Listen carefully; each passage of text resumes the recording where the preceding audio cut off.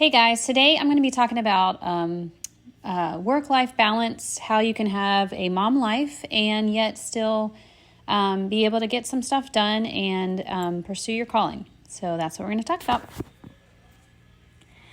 Okay, so I am probably recording this in the most odd of circumstances than I've probably ever been in. I am actually in my garage instead of my closet, which I love my closet. It has surround sound and it feels real private and it feels like I'm really talking to you guys. Here I'm in my garage with a bunch of my junk and I've definitely cleared out more stuff than I had in the past. I have done a good job, but you know how it is. There's still more to be done. But yeah, it's not exactly the place I want to be and be reminded, but it is a Saturday. I could try to get some of this stuff done. But you know what it is? It's priorities. Priorities need to take place. This is not my top priority. There are some deadlines I have coming up and some things that I know I need to focus on with homeschool. And there is just, I have to get those things done first. Summer, hey, I might have more free time to do those things and to clear out the rest of this garage. But again, not my top priority right now. So currently, the reason why I'm sitting in my garage recording is because this was what I intended to do, but my son is actually having another one of his friends over, and that would be fine. Normally, I could still be able to squirrel away in my closet, but today, they are actually pursuing their calling.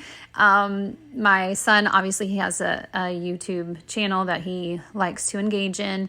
And he has started to involve his friends as well. So one of them being highly excited and passionate about music. We love his music and his beats that he creates. Welcome to hear his new stuff.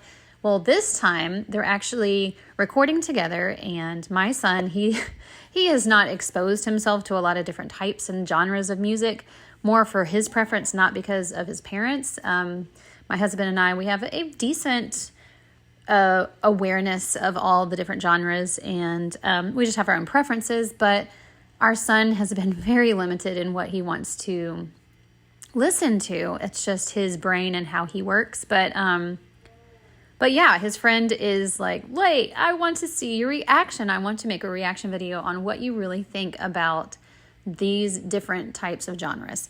So that's going to be interesting. I honestly, it's one of the first videos I'm really excited about actually watching to see how he does react to some of these videos, kind of give a little insight into it.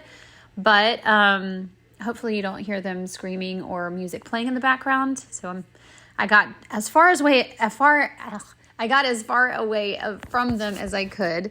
But again, how could I say no to that? They're both pursuing their passion, and exploring their interests, and also just spending time together. So I love it. So that plays a part in what I am going to share today.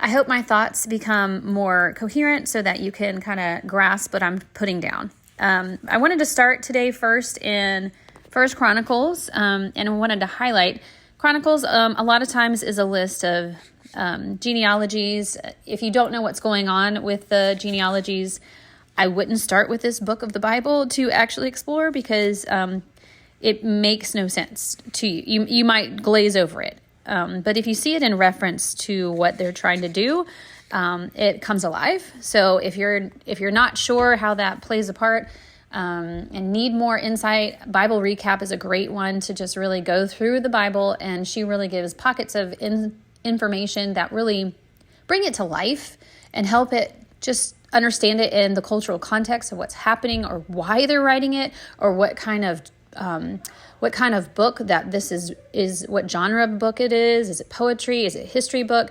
Is it or why are they listing these genealogies? What is the point? What is the purpose? There is definitely a purpose for it to be there. You just need to understand and give it its due framework. Okay, so that being said, First Chronicles chapter 4 gives a list of the descendants of Judah. Obviously, Judah being the line that King David came from, and then ultimately Jesus came from with Mary. So it says in verse 9, Jabez was more honorable than his brothers. His mother had named him Jabez, saying, I gave birth to him in pain. Nice, Mom. Okay. Jabez cried out to the God of Israel, oh, that you would bless me and enlarge my territory. Let your hand be with me and keep me from harm so that I will be free from pain. And God granted his request. So something about that may feel selfish. And this has been, I don't know if you know this, but the Prayer of Jabez is what it's called. And it's been explored many times over. And it may feel like empowering, or it may feel selfish prayer, or whatever the case is. But I just really want to hone in on the aspect of the fact that this guy's name meant I brought forth my mom pain. Okay. And honestly, that's not what have we been known for in the past. I just want us to know that that God can help us rewrite our story, rewrite what has been done in the past. And yes, this particular podcast is not about the life story reimagined, but honestly, it really could be, because I could definitely go into that about how what we've been known for is actually that's the old self. And let's just frame it in what we're talking about today. What we've been known for, or what we've known ourselves as a busy mom, a distracted mom, a mom that is doesn't have time for her kids, a mom who is a frumpy mom, or a mom who, am I ringing any bells for anyone, please? A mom who cannot get it together, a hot mess mom, right? We've heard labels for ourselves. We've made labels for ourselves. Maybe even our husbands have contributed to this, or our kids. But regardless, maybe there was some truth in it, for sure. Maybe that is true about how we've lived life as a mom up until this point. And I would like to say to you that that you don't have to live that way anymore. That life does not have to look like that anymore. And I'm not saying that because you're going to be a picture perfect mom. That's not what we're striving for. We're not striving for perfection. We're striving for abiding in Him, in Jesus. And when we strive for that, when that is our goal, then His yoke is easy and His burden is light. And so the things that He calls you to, or the things that you are dreaming up, is possible with His help. It's not possible with you striving, with you doing it in your flesh, or trying to find a way around it to make it happen. I just got to do it. I just got to make it happen. That is a surefire way to be burnt out if you are trying to do this in your own strength. I would rely on this is why I don't try to reinvent the wheel. I never do. And for those who do, great. But for things that I'm not strong in, and I mean it, I'm not strong in, as a mom, as a homeschool mom, as an entrepreneur, as a writer even, I'm going to sit there and I'm going to go and research it, and I'm going to go and ask for help, and I'm going to go and ask the Lord. I'm not going to try to do it on my own. I can't. I will, and I have in the past. That is me in the past, trying to do, spin the plates, do all the things, and running myself ragged. And what's the point? And it wasn't just, hey, was I productive? Yes, I was productive. I'm productive now, and I was productive then. What's the difference? I can be a hot mess now sometimes, and I'm a hot mess then. That's not what I'm saying. The things that I needed to work on, I have. And I was just as, I was outputting just as much work as I do now. So I haven't stopped working per se. So much has changed though. My priorities has changed. God has borne more fruit. There's less work, I guess, happening, more honed work, more clear, refined work where I know what I'm doing and I know why I'm doing it. That is such a difference than running around trying to make things happen. And I know if you're working and you're trying to make it work, it can feel like that. It can feel like a chicken with your head cut off, and then you're also trying to do the laundry, and you're also trying to cook, and you're also trying to teach your kids if you're a homeschool mom. But if you're not, then you're picking up your kids and trying to fix their lunches and all that good stuff. So it's a crazy, crazy world sometimes. And I want to say to you, it's okay, and you can have balance. And I want to show you where it is in Scripture. So come with me. So we talked about Jabez, and the cool thing about it is before he even asked the Lord, it says of him, he was more honorable than his brothers. I don't know why. It doesn't say why, it doesn't explain why, but it just says he was.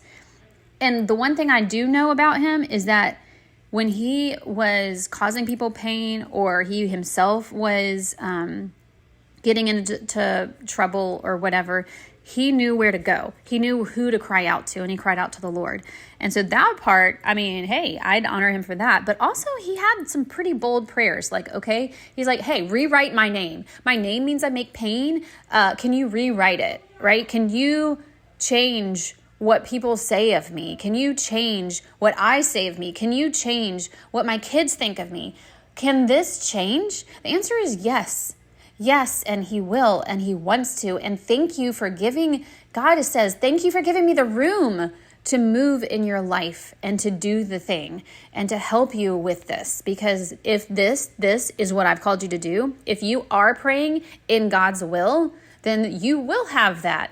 You are giving me permission to do that in you. Thank you for allowing me room in your life. Because if you close off areas to God, He's a gentleman. He's not going to force you to make him a priority. He's not going to force you to make your kids a priority. He's not going to force you to get your stuff together. He's not going to force you to rest even when it's time to rest. He will let you come to him. But he'll also be there in the moments that you're breaking down. He'll also be there in the moments when you've messed up. He loves you. He's not there to condemn. He's there to help you. So just keep that in mind. Okay, so now we're going to flip over to Proverbs 31. And I'm telling you, I've had a love-hate relationship with this book. This chapter of this book. I love it, but I hated it. And the reason why I hated it is because I was using it as a checklist. Okay, like I am like this or I'm not like this. It gave a great list of a wife of noble character. And honestly, I was like, well, I don't do this, or I struggle with this. And you know what? Here's the thing. If we find ourselves struggling with something on this list and we want that part in our character, just ask God. Say, God, I see that she does this thing and I can't seem to do this thing. Either A, help me to give myself grace and, be myself and be okay with that. Or 2, help me to grow in this area so that I can be more like her. And that, because she's obviously noble. She's obviously honorable. This is how you see women to be honorable. So it was enough to put it in the book of the Bible. So can we just, it's also not that we're always going to be perfect in every area, but this is in general what would describe us. Okay. And so let's just think about it this way and think about it in terms of this lady, this mom had work things to do, and yet she took care of her house and her husband was cool with her, right? So there was peace on all sides. There was peace with her. And this is why, and I'll show you later. And she actually laughs later. So let's just, this is not a super serious woman, but she does super serious work. And she is not a fool, and she is trusted. So first of all, her husband has full confidence in her. Have you just right there in verse 11 of chapter 31, just right there, I'm going to ask you, does your husband have full confidence in you? If not, where does he lack confidence in you? Does he lack confidence in you with the cleaning? Does he lack confidence in you with the cooking, with taking care of the kids, with actually prioritizing him? What is it that he would say? Not your opinion, but what would he say you need to work on? And is it true? Do you actually need to work on it? And if so, don't take offense to it. Just take it as a loving, gentle rebuke. Maybe he didn't verbalize it, but you kind of know. So just own it and work on it. And if you can't handle it, ask the Lord to help you. Please help me find a creative solution to this area of my life. And I guarantee you, God brings the solutions. I promise you, he is so faithful to help us as women and men, and both women and men, but as women and wives and moms. So, and entrepreneurs, if you're that as well. So here's the thing. She also works with eager hands. So verse 13, so she was making clothes, guys. Okay. This is amazing. Like, I don't make clothes. I don't make my kids clothes. I go and buy them, or I get hand-me-downs, most likely thrift store or whatever. But I don't make them. And that is one area of my life where I had to say to myself, this is not going to be my strength. I'm okay with it not being my strength. And you know what? If push comes to shove, I will learn it. But right now, I'm not going to, because I know there's plenty of clothes available for me to use and acquire. And it doesn't have to be super expensive either. So, I'm sure in her day, if that was an option, she probably would have taken it. But at the time it wasn't really an option. So she had to work and create it herself. She gets up while it is still dark. She's probably having to make clothes. I get it. I mean, I like this one. Verse 14, she brings her food from afar. Okay. She's got to get it, the groceries basically. Okay. Isn't that great? I mean, like, she makes sure she gets groceries. I hate it when my kids are like, I'm hungry, and I have not gotten them food. Guess why? It makes me feel weird, because it is my responsibility for there to be food in the house. It literally is. Mine or my husband's. We do balance that, by the way. And I think there's this one book I do recommend in one of my mini workbooks. I actually recommend this one. It's called Fair Play. Now, I haven't read it, but I read about it. I research books, even if I don't have time to actually read them. You know what I'm saying? But I get the gist of it. And there are times, this is one of them, that if your husband isn't able to have a conversation with you about, like, what do you do all day? Or like, I do this and you need to do this, and that. But if he really doesn't grasp the conversation that you have too much on your plate, Fair Play and then the cards that go with it can help him visualize. And just like at work and stuff, like, okay, this is the way the tasks are given. You have it all of these tasks are on my plate, and this one is on yours. So can you understand why I am a little stressed out? So I'm not saying that every husband is going to be fair after this conversation with them, but if they need some tools to kind of help them visualize it, those cards might be just the trick. I didn't write down the author of that, but I do highly recommend it if for some reason your husband is not getting it and not understanding that, oh my God, I really just don't have the energy, and I really just don't have the time. And you really are working. I'm not talking about you're eating potato chips, watching shows, and you're like, I just don't have the energy. You know, like, if you're pregnant, that's a different story. I get it. And he definitely needs to realize that, or at least just be patient. For the love of God, I do pray for that if that's not the case. But moving on. She gets up while it is still dark. Okay, the funny thing about this one, I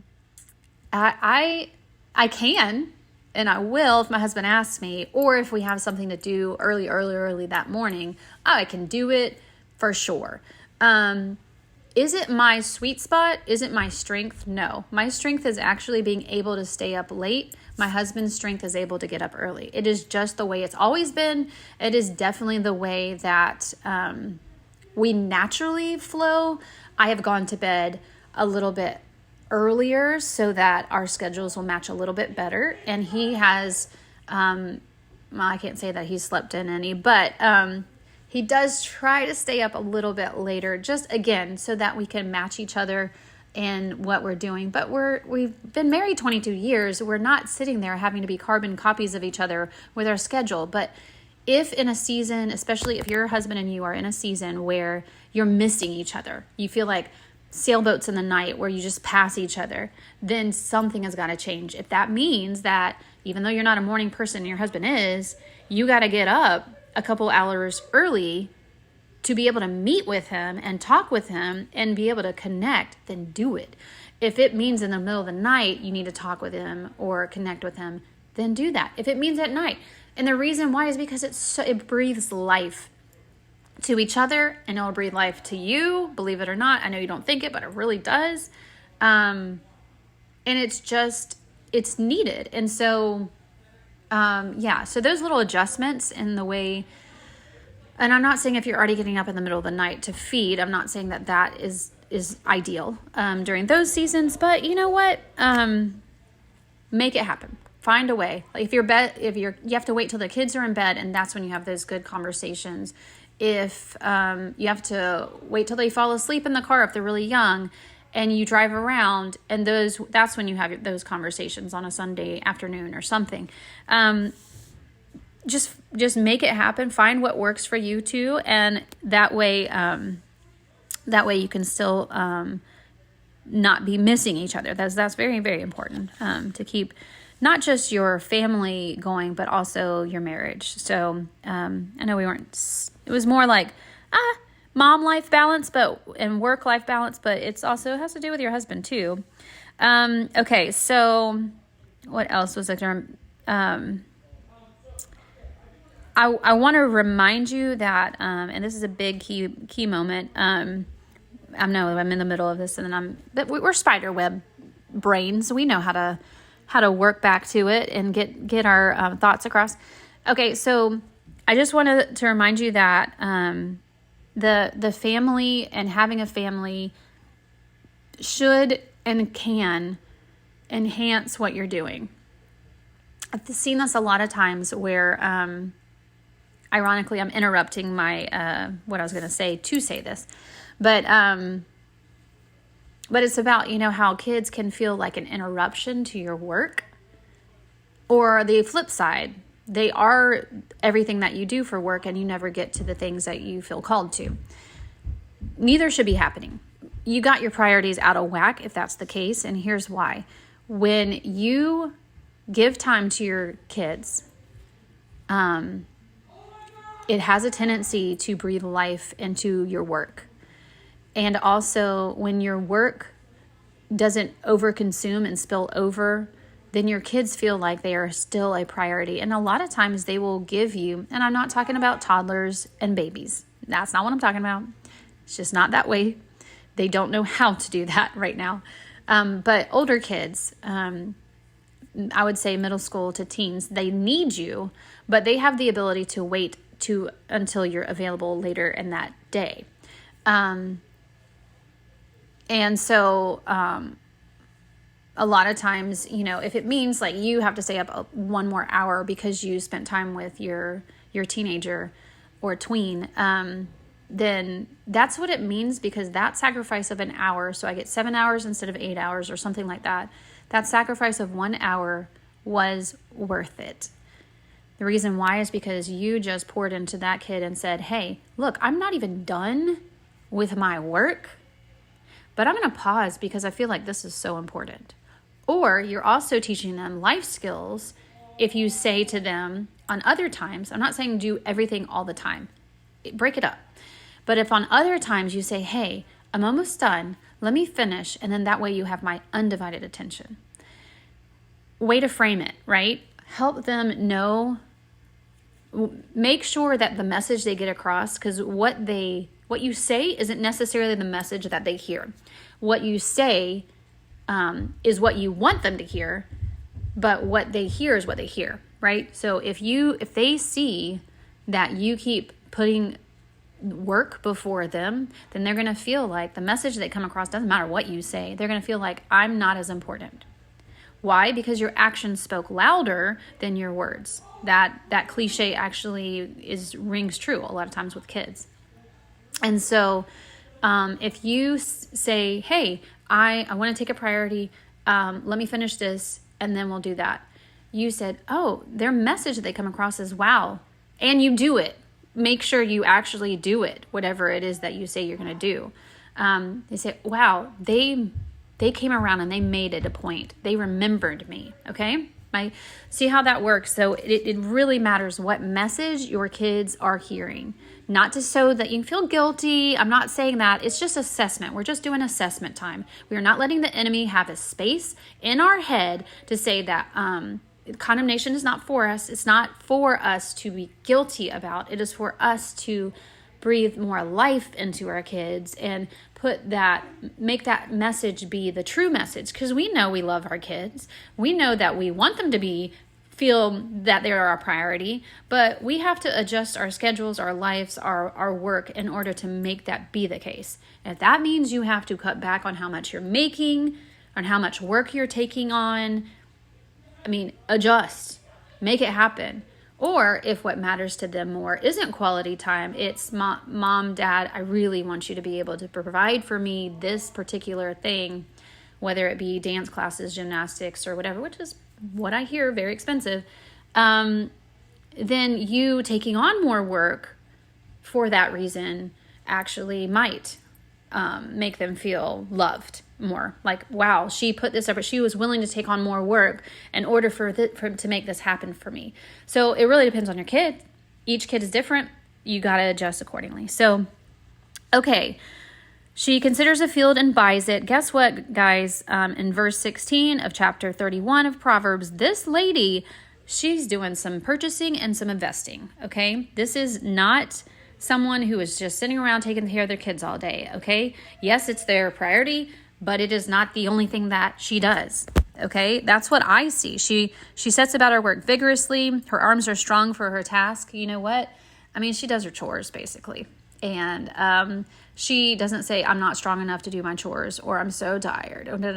She just does it because it needs to be done. And that's what we need to show, and that's what we need to teach. A lot of times I found myself, I was good at delegating chores, but I was like, wait a minute, am I delegating it so much that I'm not doing them? My kids are great at doing their chores now, but then I'm like, well, wait a minute. Have I stepped up and done it? Have I started to see a pattern where they were like, oh, it's not my day, or it's not my chore. I was like, wait a minute, is that what I do? And so I started to be a little bit more flexible with, even if it wasn't what I was assigned, or I was given a break today, so I didn't want to do it. Even as a mom, I know that sounds weird, but we delegate really well here.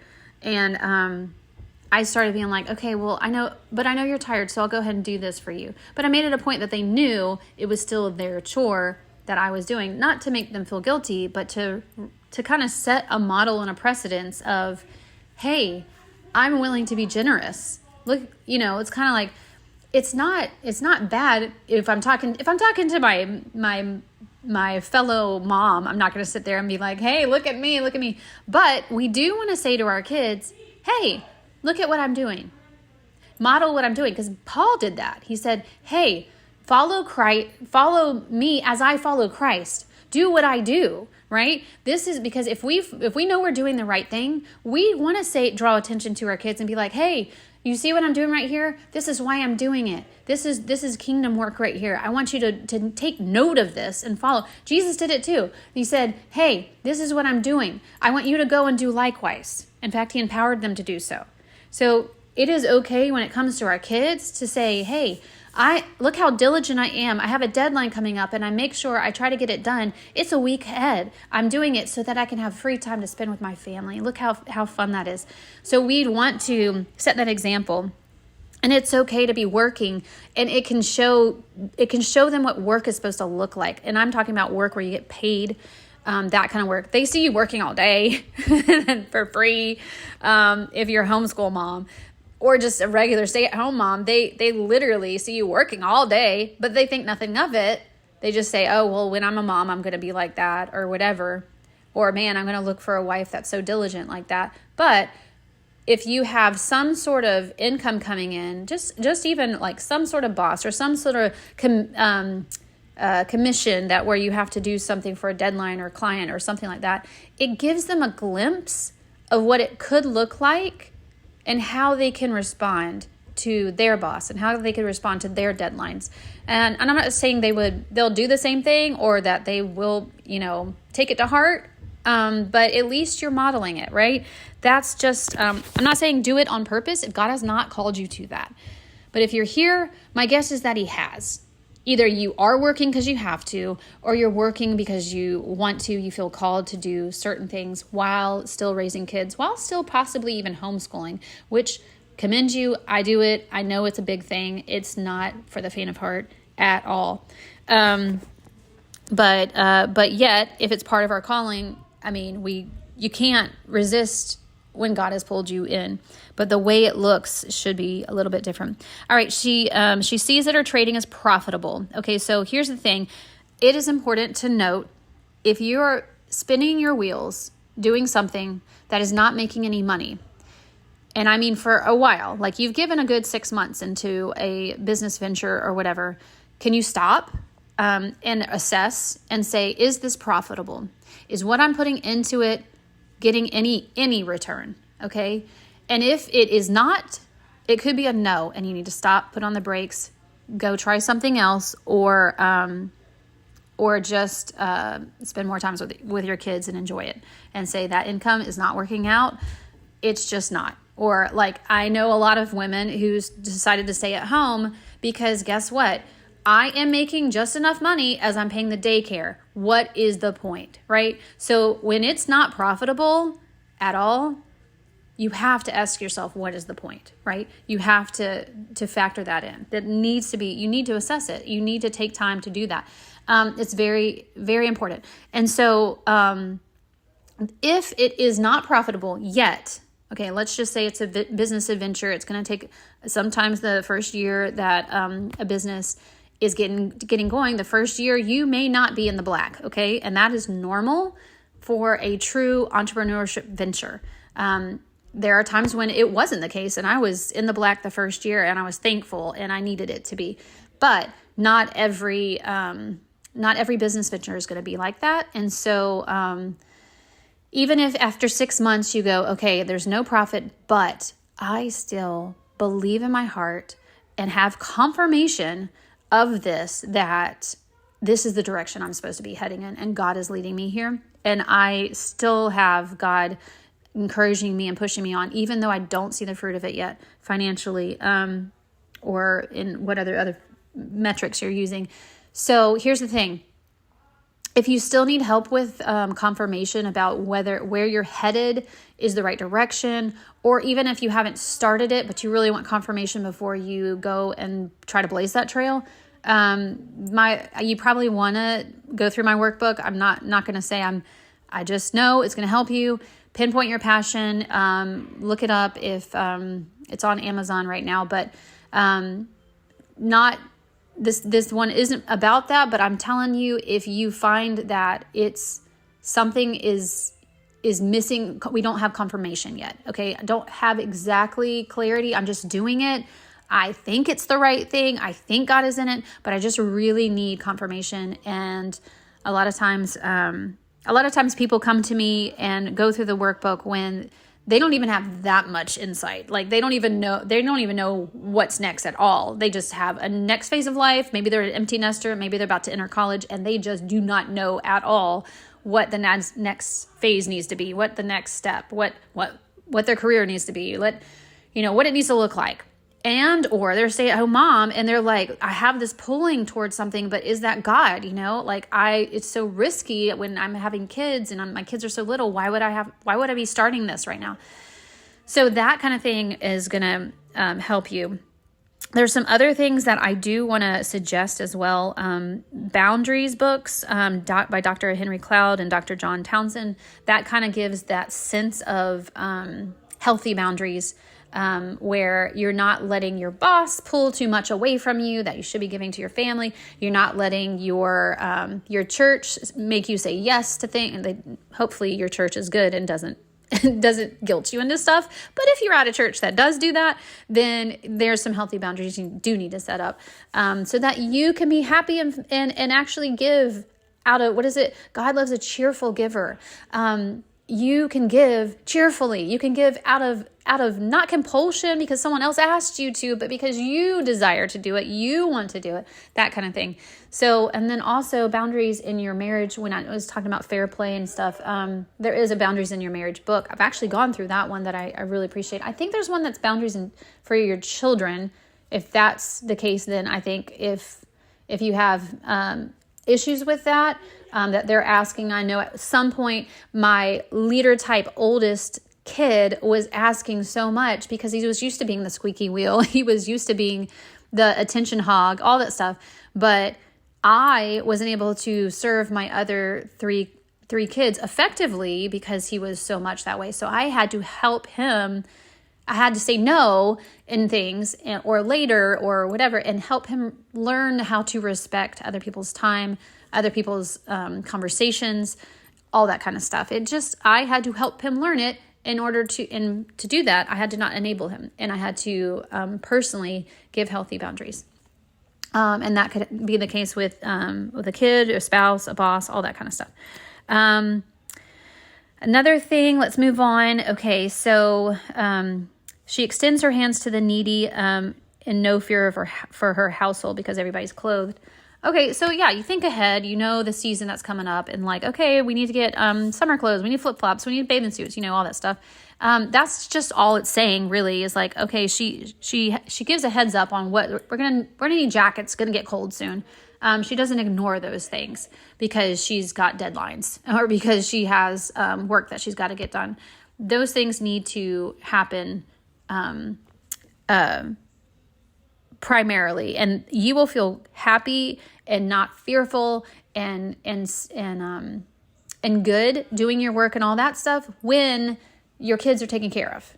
Because if they haven't got dentist appointments or they haven't gotten jackets, you're gonna feel bad, and that's not good. And it is your fault. Like, you're supposed to take care of them. Okay, so long story. Don't feel guilty about it. Just do it. All right, find a way to make it happen.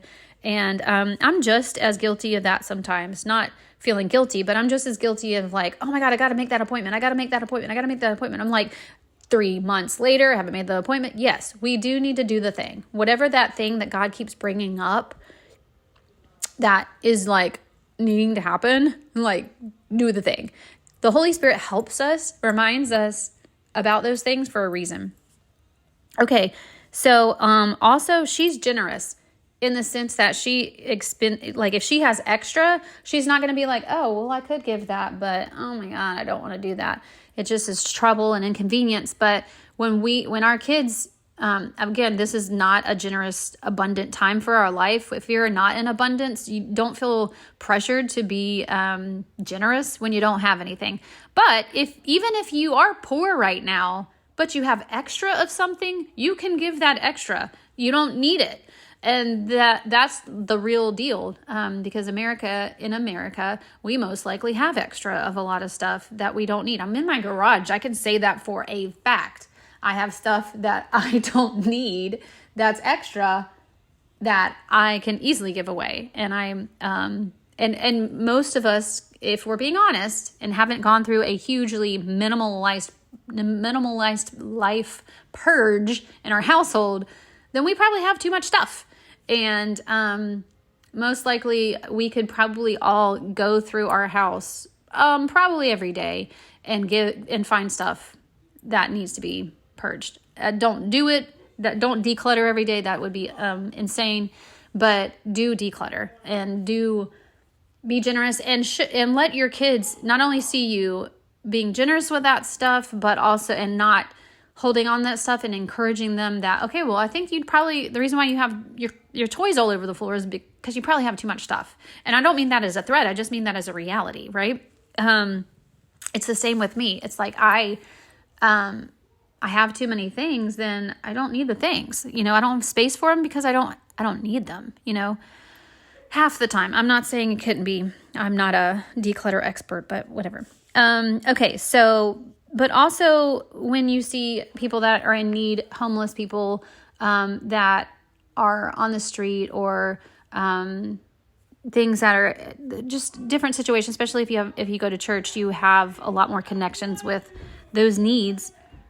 If you have extra in your pocket, And even though you're going to use it for candy for your kids, but you say, you know what, I want to give that to this. Is that okay? And you kind of like let them be a part of that decision, or you don't, and just say, hey, I really feel as the parent compelled to do this. I hope you understand. And so you go and do, not because it's there or because you have to, because you desire it and you want to, not only to be a model. And a lot of times you wouldn't do that with a mom friend. Hey, look at me giving to the homeless, like obviously not, but model it and say, hey, look at me, do what I do, right? You're still modeling it for your kids, and it's important. And sometimes you can do the modeling thing without being verbal about it. Like sometimes in fact, that's probably even the most effective way if they're paying attention.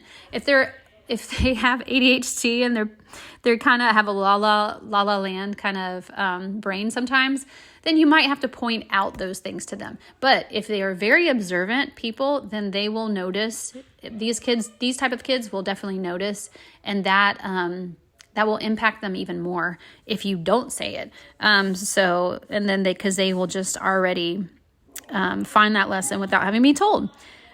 Next, okay, so her husband is respected at the city gate. So this was a really hard one for me because my husband has done some things that were unorthodox, out of the box, and some of it were maybe flat out wrong. I don't know. When he went through his unemployment session, and not that he isn't still kind of going through it. Hold on.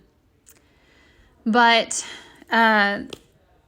he was not necessarily the most honored person in our church because people were like wondering what in the world he was thinking.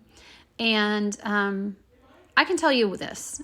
Yes, I was struggling with understanding it myself, to be honest with you, but it was important for me to tap into where my husband's brain and spiritual life were at, because then when people ask, hey, what's going on with your husband? I can give them a clear answer. Hey, this is what he's struggling with, but you know what? You can pray for him. Or, hey, and this is obviously not if I'm talking to a gossip person or a busybody or whatever, but someone who genuinely cares. Or I could say, hey, I know it looks like this on the outside, but this is really where his heart is. And I would hope that you wouldn't want to misunderstand it, but this is really where it is. Guess what happens when you do that?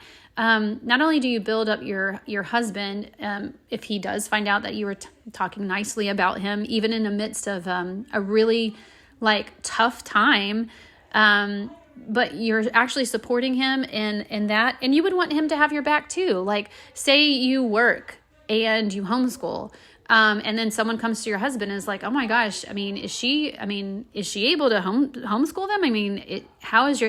Then he can also go to bat for you and say, hey, you know what? You would think that she wouldn't have enough time, but she ends up doing the stuff. Or, hey, yeah, sometimes I have to cook and everything, but I'm telling you, my wife, she makes the rest of the stuff happen, and my kids are just so happy, and blah blah blah, whatever. So see how it works both ways. How when you give respect to them and what they are truly, and you're not lying. We're not lying about them. We're telling the truth about them. If they really are struggling, we tell the truth about that. But for the most part, we're not going to sit there and give the most negative side of things. We all know that there's always two sides of a situation. And we are going to love our husband in the way that we're going to show him that respect and allow people to see the better part or the better side of things when in a situation, sometimes they may misunderstand.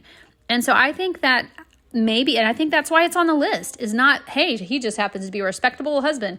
No, I think it's in this list because he is a respectable husband because she does not down him and dog him in public. That's mainly why he's able to keep his reputation, because she's not, and I'm not saying lying about somebody who is absolutely horrendous. If they're physically abusing you, get away from them. That's not what I'm talking about. You don't lie about someone's character. But if they truly have a good character and a good heart, then you're going to build up those things and not sit there and nitpick at the little things. And I'm not talking about that's just his public face, right? We can have our sweet, close Bible study girlfriends that we are just more open with and honest, like, hey, yeah, this is what I'm struggling, this is what I need prayer with. But we're not going to sit there and tell everybody the worst part of what the person's struggling with. That's not right. We wouldn't want them to do that to us. So that's important. You have his back. A lot of times it just reciprocates, golden rule kind of thing. They will have a tendency to have our back. And if they don't, then you pray for them, because that is definitely something that you know is good and healthy and want for them. But don't return evil for evil, but good. And that's what God asks of us. So she's clothed with strength and dignity. She can laugh at the days to come. So this is the kind of thing that I thought was really cool is, it reminds me of my mom actually, that she, this woman, this ideal woman, can laugh at the days to come. And I think it was because no matter what life brings us, we know that God is going to lead us. And that is why we can laugh. That is why we can have joy. That is because it's like we know a secret that the world does not know. We know that God is with us. And we know that we may not be able to get through anything by ourselves, but with him, we're more than conquerors for those who are in Christ Jesus, and are called according to his purpose. And we are called according to his purpose. And we want to, it speaks with wisdom, does not eat the bread of idleness. Sorry, I'm just skipping to my underlines of the, faithful instruction is on her tongue. This is beautiful. I love that she loves wisdom and that she speaks it. I love that she is not willing to be idle. And that's my question to you is, where are you being unwise in your decisions because you're just believing that you have enough time, but you don't. And so you need to have better time management with certain things. There's something that happened, was an argument with us for years. I'm not necessarily super early to go to church now, but I was terribly late all the time. And I realized how important that was to my husband. So I made an effort to set my alarms and make sure I had my phone by me so that and got up before the kids, because that was important to him. And he kept saying it. I kept ignoring it. Finally, I was like, okay, this is important to him. It needs to be important to me. And so I did do the thing and work through that particular area of my life. And now I'm not saying we're like uber early, but I mean, we can actually arrive on time sometimes, like 9 a.m. rolling in to church. I mean, like, hey, I feel good. But that wasn't my attitude for so many years. I was just like, you're asking too much of me. You're being unrealistic. It's too much. You need to help me. You need to help with the kids. I mean, that fair play thing was an issue, but I was like, okay, how can I, since he is not consistent, he's asking this of me, but not helping me with it. How can I make it easier for me to accomplish this?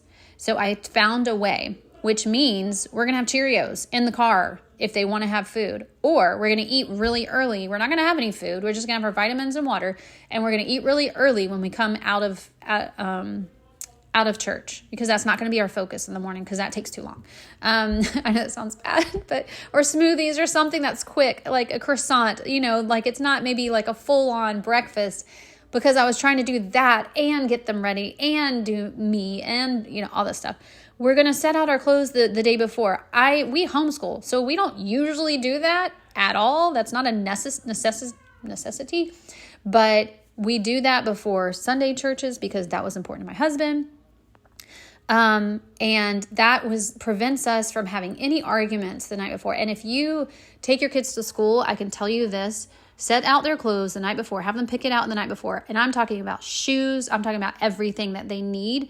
The reason why you do it, I know you're tired at night, but the reason why you do it is because if there's going to be a conversation that needs to happen about the shoes or the outfit or whatever, you do not want to have it in the morning, because that takes too long. And honestly, it's like, if you're going to explain why they can't wear that, it has to be the night before, because the morning of, you are going to be late if you have that conversation in the morning while you're headed to church and, or while you're headed to school. And that daughter needs to know, or son needs to know, okay, this is agreed upon tonight. That means tomorrow you just go and put it on. You cannot argue with me the next day. Yes, we're agreed. This is what you want to wear. Okay, there's no changes tomorrow. Do we agree? And you stick to it. You say, okay, you cannot change that. It is not an option. I'm not talking about if you have like an autistic kid. That's just another whole different ballgame, because they might actually change their mind, and you have to be willing to compromise that. That is like a whole different can of worms or whatever. But for a regular kid that can comply, then yes, the day before, whatever is agreed upon is what they stick with. And they have to have a really good reason why changing it. And it can't be something huge. Like, I can change my shoes and I agree with the shoes, okay. Or I change my necklace and I agree with the necklace. But the whole outfit, sometimes that's just too much. It's too much to think about. It's too much to have to reframe or train your brain, because that's the difference. That's conflict resolution, when really you're needing time management skills right in that moment. And you can't stop to do conflict resolution. You don't have enough time. So it's that kind of practical choices that need to be adjusted, so that, like, and it's just practical. It's like, okay. And it's like, not to feel guilty if you don't do it, but I'm just telling you, if there's no conflict with that child, then you really don't have to do it. It's fine if you don't have issues. But if you have out of the box thinkers like I do, that, want to put together some pretty interesting outfits, then yeah, you probably want to have that the night before. You really do.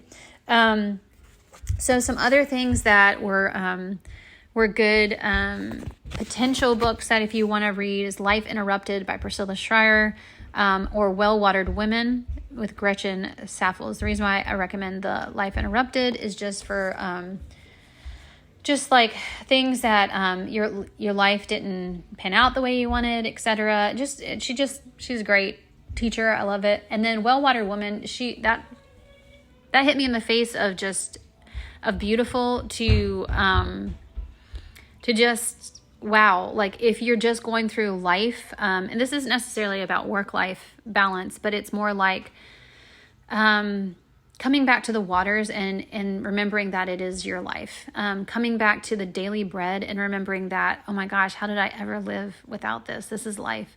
So that's what I want to end with, is that yes, we want to have, we need God to enlarge our territory. We need God to help us be honorable women and what that looks like, but also have balance and have peace. But the only one who's true peace, truly peace for us is the Prince of Peace. And that's who we need to ask to just invite in to our schedule, to our choices, to our day, to our work life path and career, and how to manage that and the hearts of our children, which is super important, and I would say prime importance. It doesn't mean that work goes away. It doesn't mean that our calling goes away. It just means it has to look different, and we have to be willing for it to look different and make those sacrifices to adjust our life accordingly. Because you're not going to have your kids. I mean, I have friends that are my age that literally have all their kids out of their house already, and she has 3 grandkids already. So it happens really fast, guys. Okay, and so it's not ideal to put everything on hold while you homeschool, because then when it stops, then you go, whoa. But if that's what you're called to do, and that's the only way you can homeschool, then you go for it. Or if that's the only way you can, mom, is to just 100% focus on it, then that is God, how God made you, and you just have to trust that it's going to be okay on the empty nest side of it, and that God will give you focus and purpose and clarity with that. But if you feel called to do a little bit of both, without sacrificing family and priority and what's truly meaningful in life, then then lean in and ask the Lord to give you those pieces. And hopefully what I shared with you today was helpful. If you need help more on what that calling should look like, I will be putting a link down to the workbook, and I will try to put together also, I have a mini workbook that I haven't uploaded yet, so I'll try to upload that so that you can have access to that as well. So anyway, go in peace.